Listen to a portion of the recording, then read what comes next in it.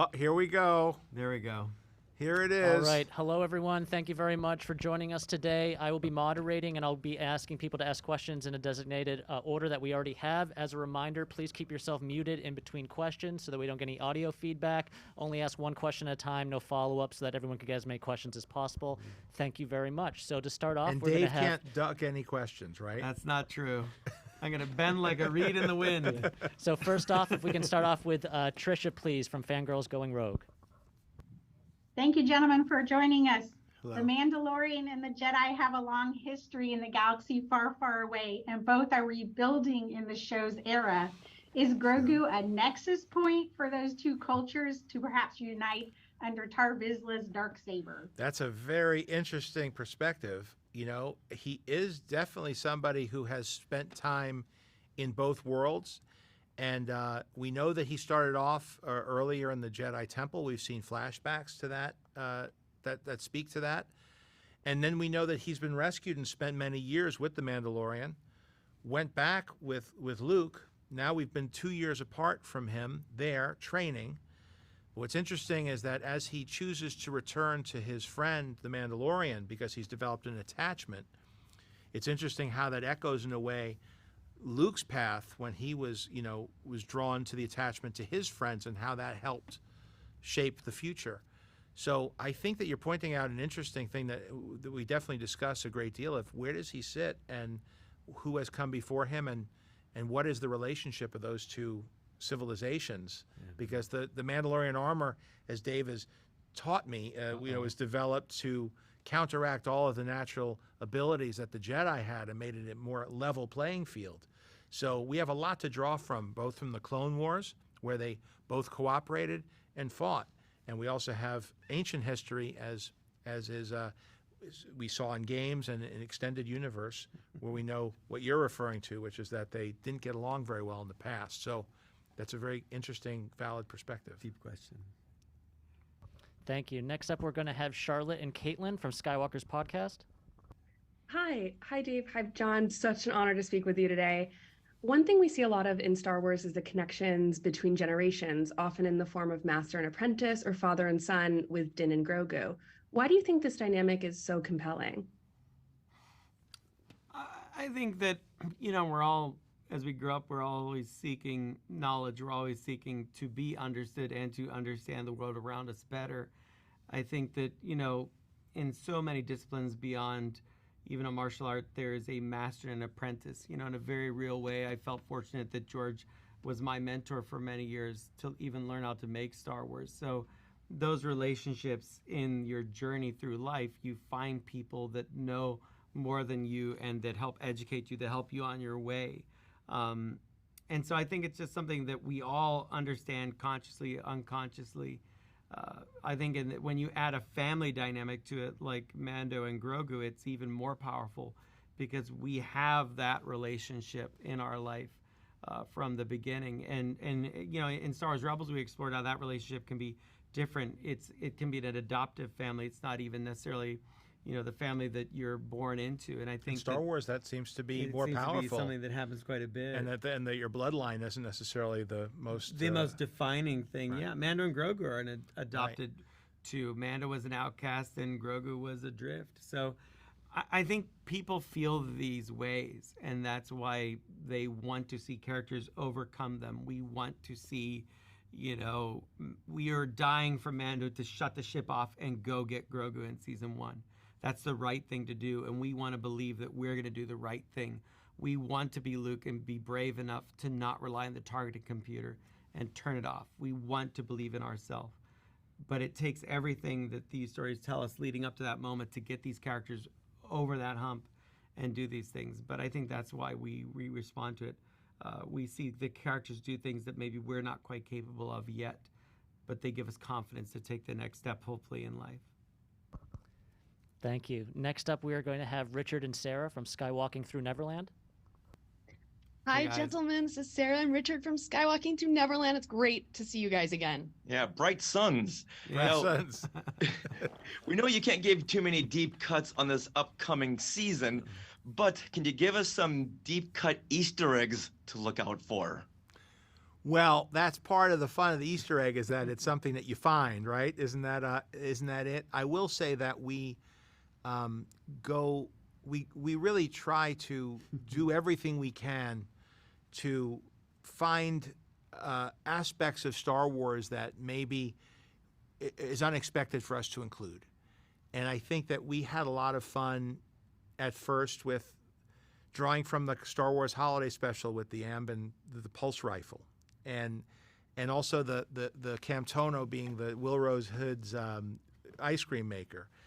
I think that the part of that I'm enjoying the most about this process is that no matter what part of fandom you're from, and no matter what you grew up with and what era you connect with, we want to make sure that everybody we have something for everybody here, and that everybody's welcome to be part of it, even if you're a new fan. Even if you're starting off, hopefully, I think that was one of the nice things about the first season, is that these were characters. Now, if you knew about Star Wars, hopefully there was a lot of rewards for all the time spent reading the books or watching the movies or even the TV shows. But if you were new, you were just as welcome, arguably more welcome, because it's like we have to invite the next generation in, and it's always been an open door for young people. And as a kid, I still remember I felt 10, 11 years old. It felt like it was for me, but it didn't feel like it was pandering. And so we want to try to make everybody feel that there's something for them here.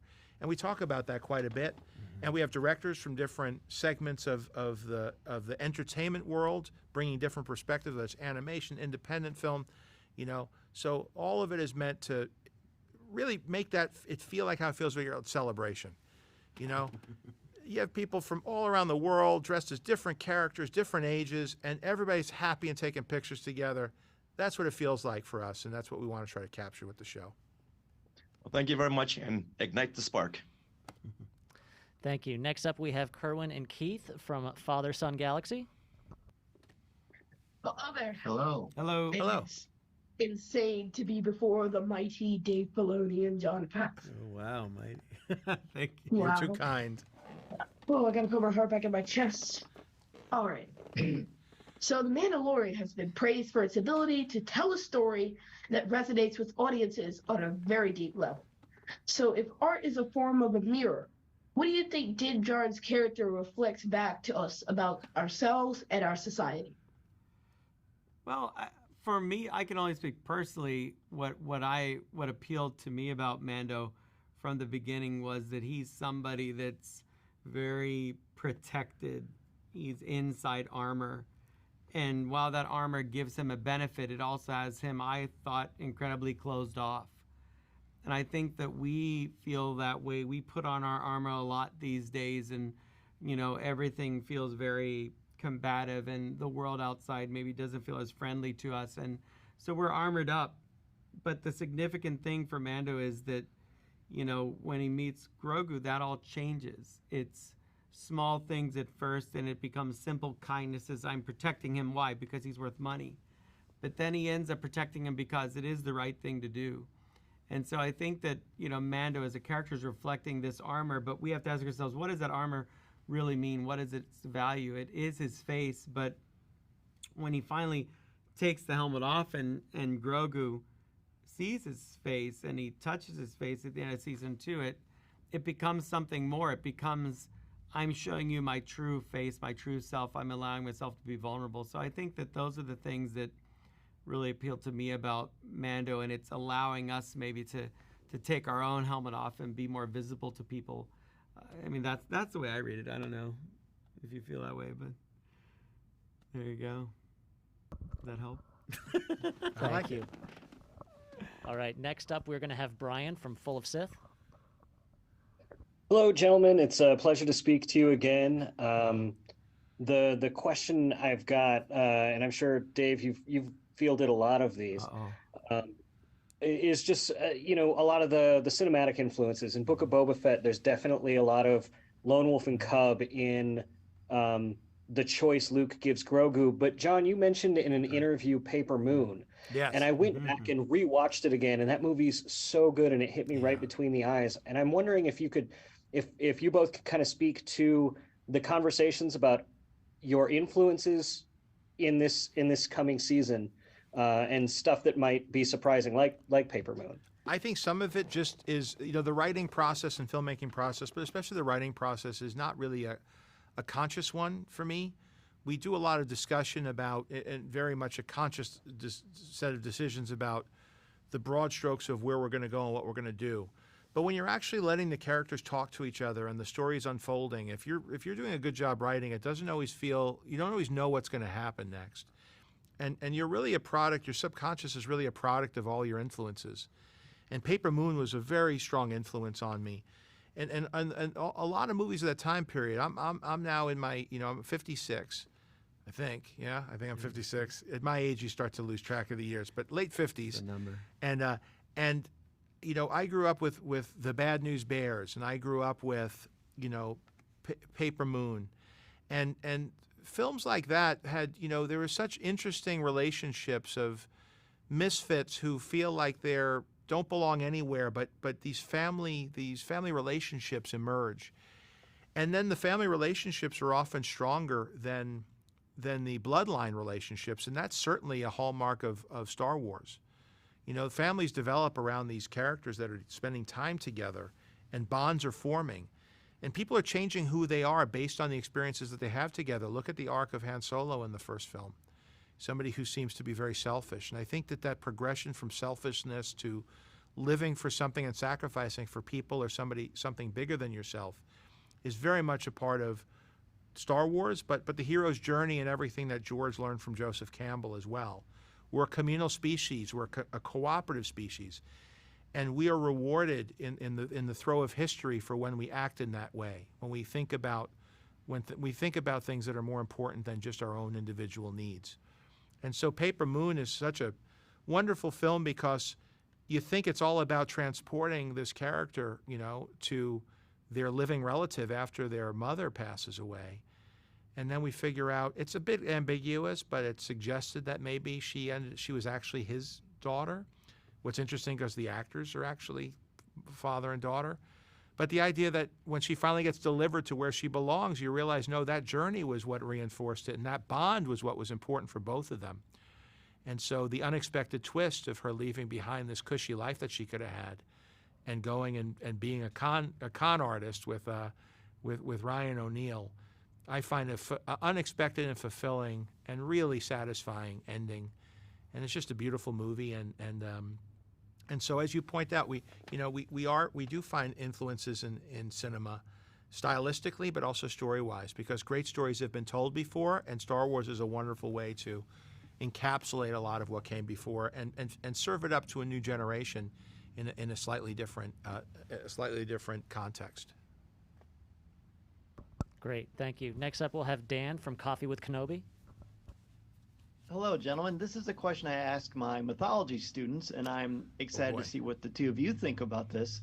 I want to see if you can talk about the symbolism of Din Djarin initially struggling with wielding the dark saber in the Book of Boba Fett. That's a great question.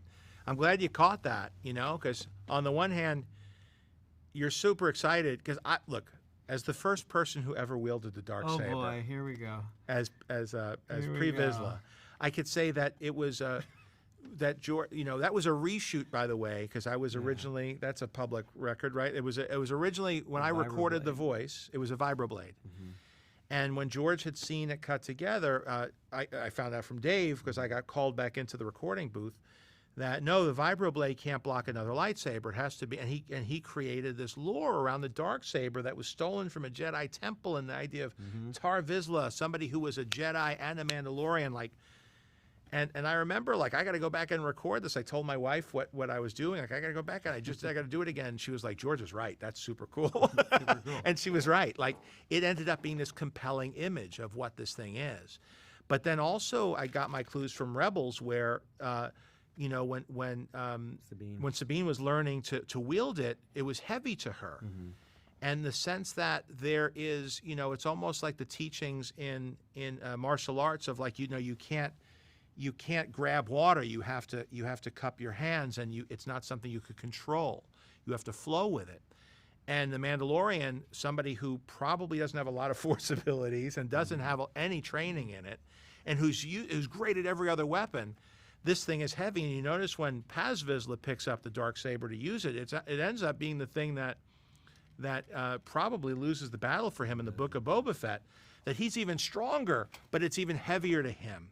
And so that whole Excalibur, sword in the stone, if you're fated to do this. So there's something larger that's allowing you to wield these things, and they become mythic or symbolic metaphors for whether this is your destiny, and if you're trying to force something. So, you know, the strongest knights in the land could not budge the sword and pull it from the stone.